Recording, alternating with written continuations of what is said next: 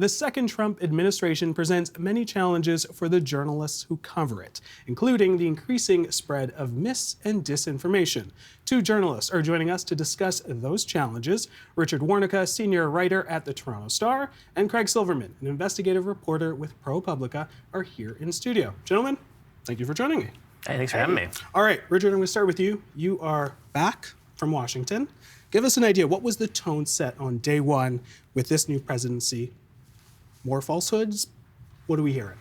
Yeah, I mean, it's in a weird way the same as it's always been. It is just a blizzard of falsehoods. The big difference I found was less in what Trump was saying. You know, his speech, his asides to the camera, his second speech at the rally, it's the same old where it's a mix of total fantasy and mistruths and weird jokes. But the reception was so different. I was at his inauguration 8 years ago, and he was really treated like a pariah still by the establishment. And here, you know, you had literally the richest people in the world lined up to kiss his ring and embrace him, and the entire city was flooded with his fans. And it seems like his mistruths, his constant sort of flow of garbage hasn't changed at all.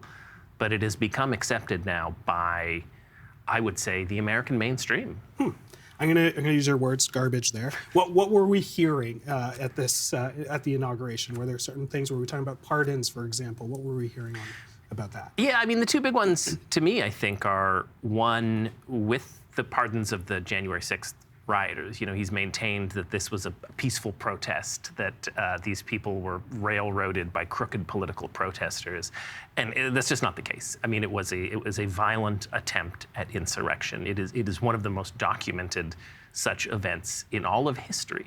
You know, more than, I believe, 1,400 separate prosecutions, over 400 of them felony prosecutions, many of them explicitly caught on video, violently assaulting police. This is fact. This is not debatable. And he has completely brushed that aside, basically says this doesn't exist, either full pardons or full commutations. They're all out of jail.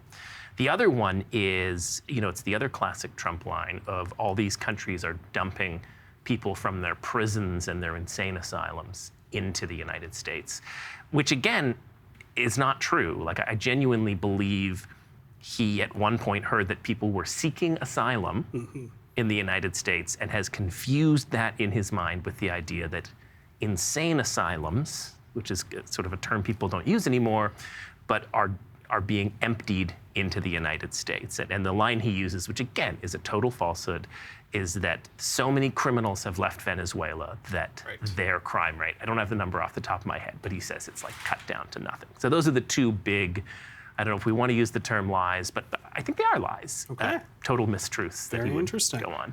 All right, Craig, I want to talk little political strategy because it seems like bending to truth seems to work for some politicians. Works for Donald Trump. Perhaps can benefit other politicians.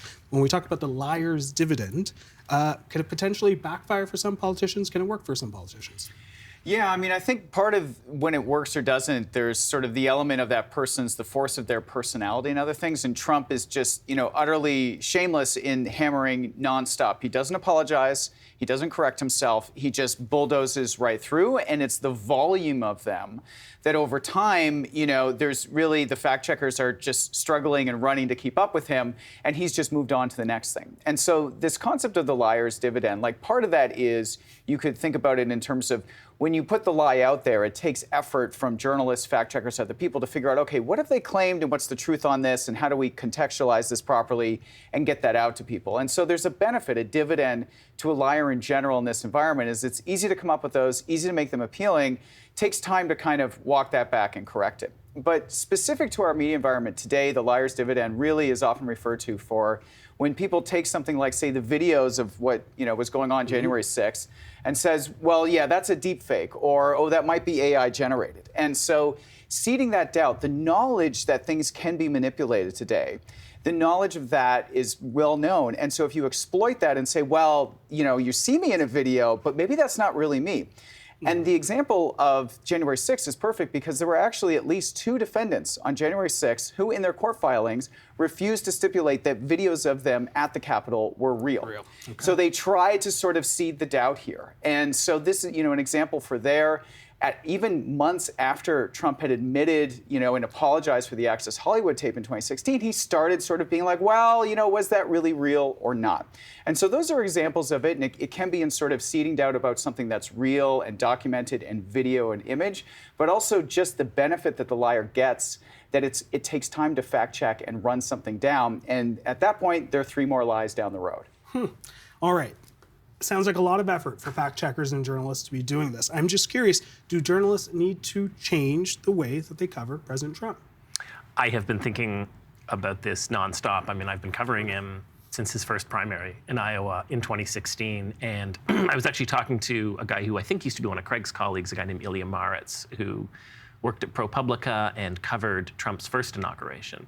And Ilya and his colleagues uncovered just a vast amount of corruption and self-dealing in the first inauguration. And I remember I was talking to him just last week, and he was saying, I was still living in the journalism environment where if you uncover this level of wrongdoing, this level of obvious corruption, it will matter.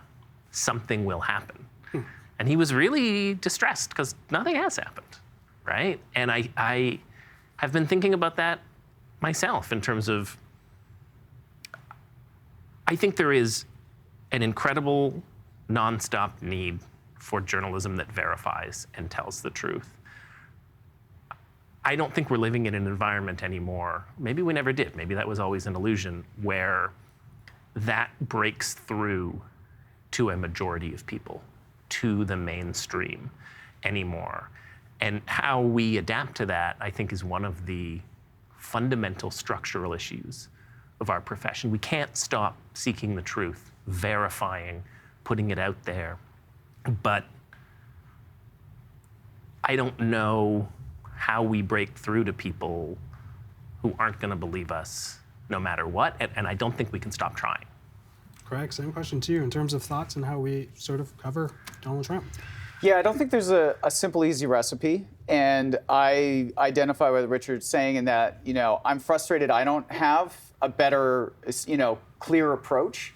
I agree that it's like you don't give up the idea of trying to really go for what's real and what can be proven and trying to verify, and also for trying to hold accountable. Whoever is in power needs to be held accountable. Institutions need to be held accountable, and we can play a role in that. We also in the press need to be held accountable. And so, and if you have that type of worldview, then you sort of see it as, we're all trying to work and we're all flawed, but we're trying to get to the best thing. And that's very hard, I think, in the environment where a lot of people, I think, who are gravitating towards Trump basically believe that all of these institutions are corrupt and irredeemable, and equally so. And the only person that we can trust is the person who's willing to say that they are all corrupt, they are all criminals, and we should be, putting them all in jail. And that narrative is always going to win out. Narrative always wins out over facts. And so I think one of our challenges is sort of like, well, what is the narrative that we can tell that is true and rooted in fact, but is also hopefully trying to compete with some of these other very emotional-driven narratives that take hold in people on a different level than just pure factual reporting. And there isn't an easy answer for that, but I agree that, giving up and letting go of our standards is not a way to solve that. All right, I want to stick with you. I want to ask, what's the long-term harm of the liar's dividend? Yeah, the long-term harm, and this is one of the things when you have a conversation about mis and disinformation is, there's different ranges of impact that it can have. There can be casual untruths that don't really have a daily impact or a real impact on people. There can be other things like in the health realm where, if someone is seeding doubt about videos showing, great advancements or new things from, say, vaccines or what have you, and that causes people to not trust vaccines that are proven, safe, and effective.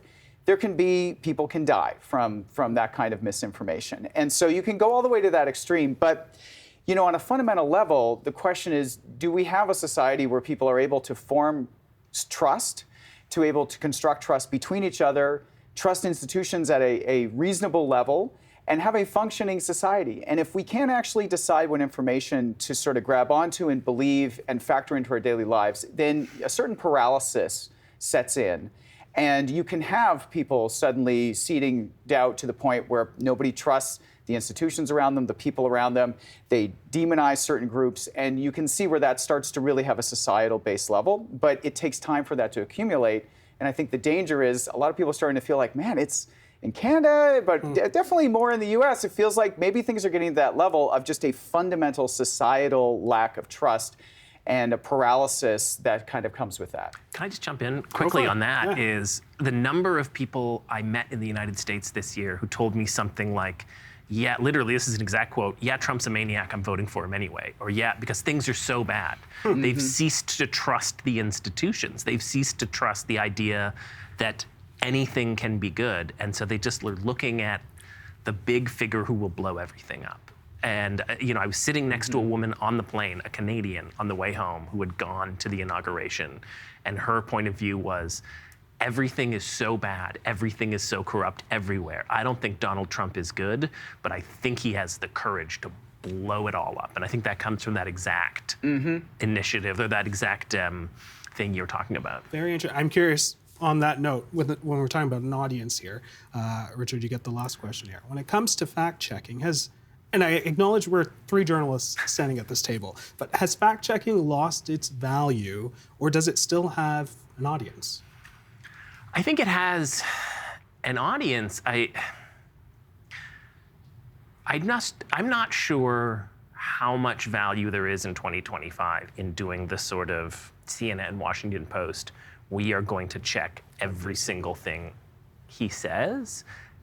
Not because I don't think it's valuable in and of itself, it's just a resources question. Everyone's strained. If I'm running a newsroom, I don't know that I'm assigning someone to do that. Like, I do think you get that oomph of being able to say 30,000 misstatements or whatever.